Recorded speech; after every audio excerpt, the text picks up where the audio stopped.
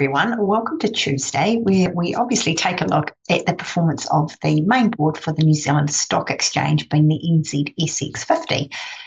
Before I do jump across and share my screen, just remember that this is for educational purposes only, definitely not intended to be personalised financial advice.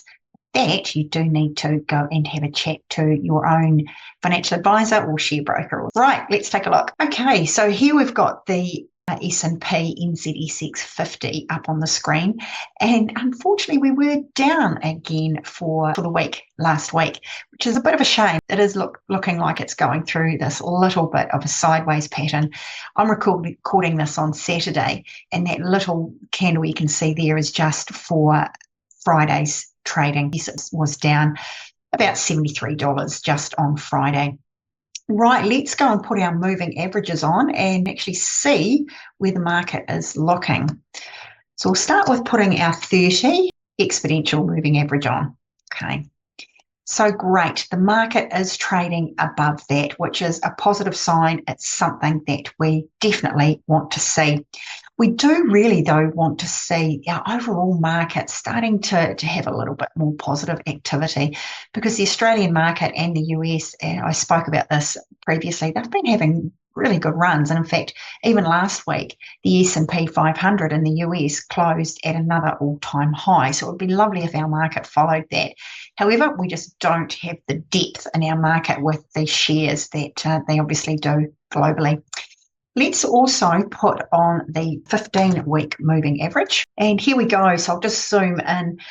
It's really tracking at about the same place as the 30-week moving average. So I want to see a definite cross through before I would be looking at taking any new positions in the market. It is good that the market is trading above both of those, and it's really close. The 15-week is really close to crossing through that 30.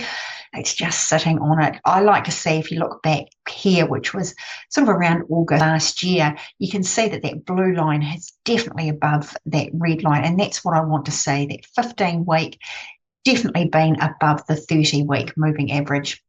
Right, let's take these off. And something I'm going to show you is we're going to make a comparison on here, and we're going to look up an ETF, and it's under the smart shares. And what it is it's under ticker code FNZ. So let's pop that in. Here we go. It's a smart share. It's the top 50 companies in the New Zealand Stock Exchange. So you would think it would mirror the index, which is what it's doing. However, what it is it has a limit of a 5% exposure to any of the top shares. So it almost equals out, if you like, all the shares that are on the main board. And what that sort of shows us is really if there's participation throughout the entire board, or whether we're just seeing a few shares that are sort of bringing up the New Zealand market and the performance there. And that's really what you can see. Okay, we've got quite a divergence happening between the FNZ, so that ETF, the Exchange Traded Fund, and versus where the New Zealand main board is trading.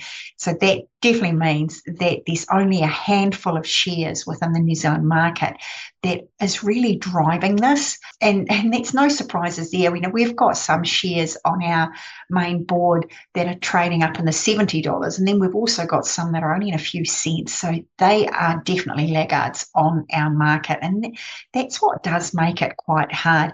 You can actually see way back here, I've got this over a 5-year period, so we're looking sort of around the end of 2020, pretty much a long way through, even though we've had some dips, and it never really crossed through the main indices until sort of the beginning of 2024, and that's where that FNZ ETF has sort of fallen below our main board, and it's really stayed there. But like I showed you earlier on here, back through the end of 2020, you can see there that there was a lot more participation in the performance of the indices rather than just a handful of stocks, which is what we've got happening now.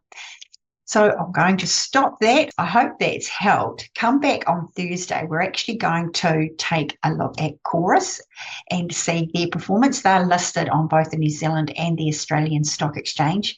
And also, as another note, August is money month. And I'm really keen to obviously help you with your knowledge with financial literacy. So reach out. I've got some great courses we can run. Let me know what you would like to learn and we can see what we can do. Talk to you Thursday. Take care.